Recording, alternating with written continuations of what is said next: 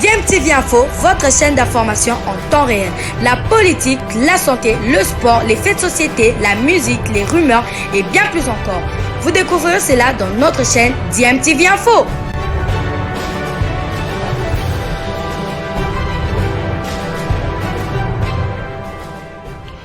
Vous êtes sur DMTV, bonjour ou bonsoir, tout dépend de l'heure à laquelle vous nous suivez. Tout plaisir est pour nous de vous retrouver, mais surtout de savoir que vous êtes nombreux en train de suivre votre chaîne YouTube DMTV. DMTV qui vous propose l'actualité, vous propose également des analyses et des réflexions sur des sujets d'actualité, sur des faits sociaux, tout simplement sur des réalités que nous observons ici chez nous en République démocratique du Congo.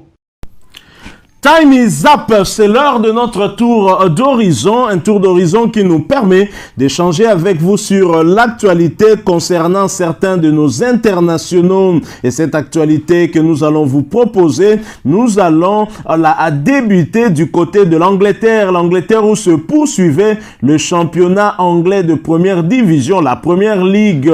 Dans le cadre de la 22e journée de Première Ligue, West Ham de Arthur Masuaku recevait Leeds United au London Stadium. Malheureusement, West Ham s'est incliné 2-3 dans un match spectaculaire où un seul joueur de l'équipe visiteuse va clouer l'équipe londonienne de l'international congolais, le latéral gauche Arthur Masuaku. Une entame des Hammers rime avec l'ouverture du score de Jack Harrison pour Leeds. Voulant revenir, West Ham égalise peu après la demi-heure de jeu par Jarrod Bowen. Le maître à jouer des Londoniens pensait avoir fait le plus dur, mais c'était sans compter avec le même Jack Harrison qui va signer son doublé 3 minutes plus tard. 1 contre 2, c'est le score qui sanctionne cette première mi-temps. À l'entame de la deuxième mi-temps, West Ham égalise grâce à Pablo Fornals avant de voir le même Jack Harrison ajouter un autre but à l'heure de jeu, son 3e du jour. West Ham n'a donc pu réagir. L'international congolais qui avait débuté sur le banc va faire sa montée en jeu à la 61e minute sans pouvoir changer quoi que ce soit parce qu'au moment où il monte sur le terrain, le score était déjà scellé à l'avantage de l'équipe de Marcelo Bielsa. Une mauvaise opération des Hammers qui les maintient à la 4e position de la Première Ligue avec 37 points. Voilà donc malheureusement West Ham a manqué là l'occasion en tout cas d'arracher 3 points à domicile et ainsi essayer un tout petit peu de consolider son bon positionnement dans ce classement de Première Ligue à la recherche d'une place européenne la saison prochaine. Alors nous restons à Londres, nous restons du côté de la Première Ligue bien évidemment et cette fois nous allons parler d'un autre club, d'un autre international congolais qui malheureusement a aussi fait un très mauvais résultat mais c'était face à un cadre du championnat anglais de première division et Brentford, puisque c'est de cette équipe qu'il s'agit et de Yohan Wissa joué pour le compte de la 21e journée de Première Ligue en déplacement du côté de Liverpool. Yohan Wissa et Brentford ont lourdement chuté 3-0 sans Mané et Mohamed Salah. Les Red Devils n'ont laissé aucune chance aux Bees.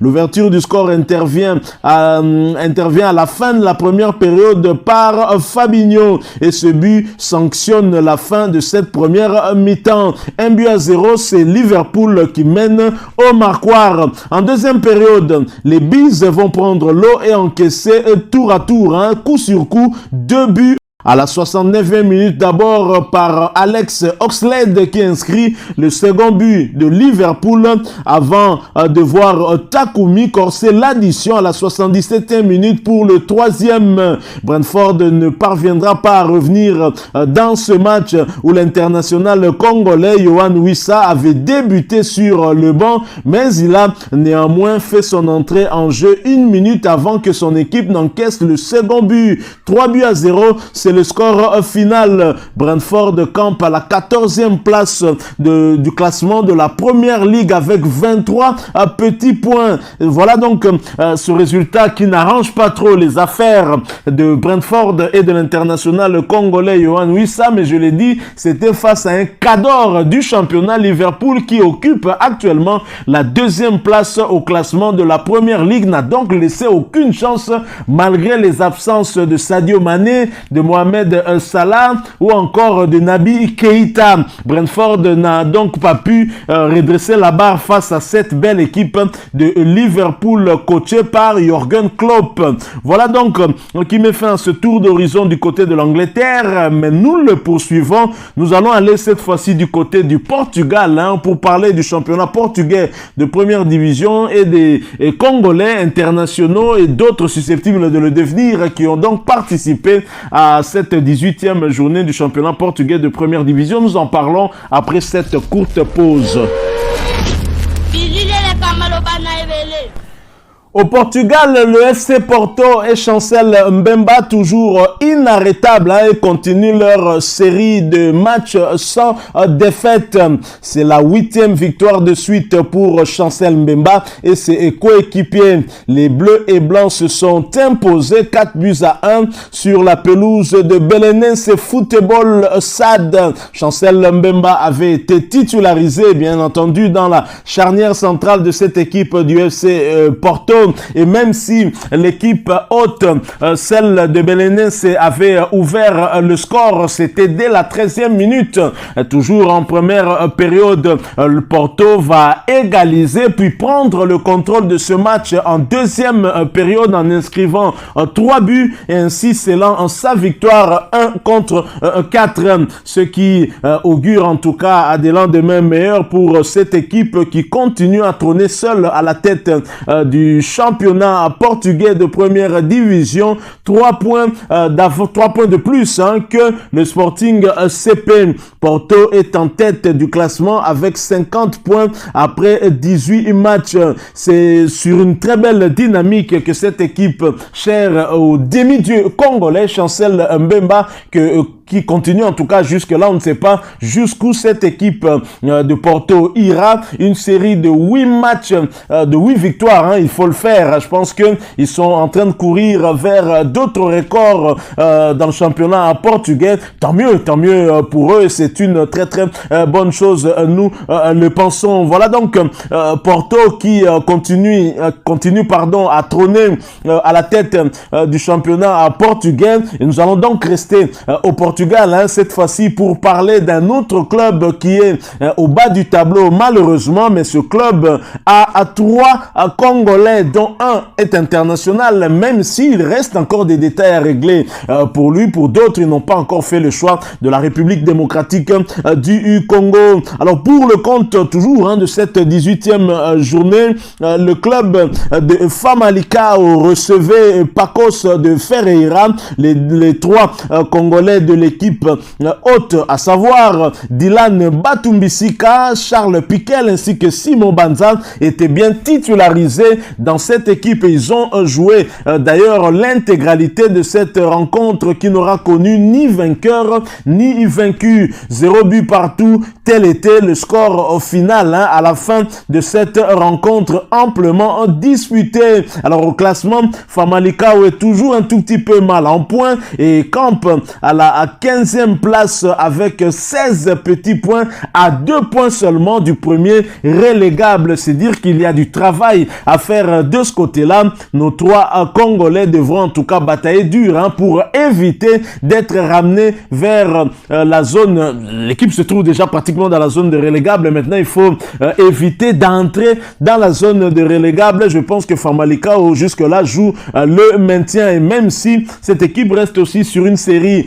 de matchs, c'est vrai, sans défaite, mais ce n'est pas suffisant. Ce n'est pas suffisant pour monter d'un cran au classement du championnat portugais de première division. Alors nous poursuivons ce tour d'horizon et nous allons le boucler en atterrissant du côté de la Ligue 1 française, le championnat français de première division. Nous allons parler de Vital Ntimba, le latéral gauche congolais. Nous en parlons après cette courte pause.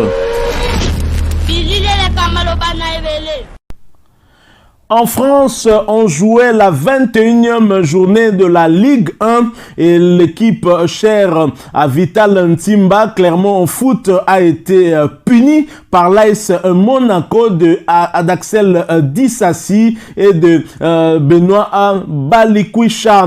Clermont Foot, qui se déplaçait au stade Louis II de l'AS Monaco, a été atomisé, concédant l'humiliant score de 4-0. Titulaire au coup d'envoi sur le flanc gauche, Vital Ntimba n'a pu rien faire pour éviter la noyade de son équipe devant des Monégasques hyper déterminés. Du côté monégasque, Benoît Abadiachile, blessé, n'était pas dans la feuille du match alors qu'Axel Dissassi était bien titulaire en défense centrale. Les Clermontois cèdent en fin de première mi-temps en encaissant un but à la 45e minute.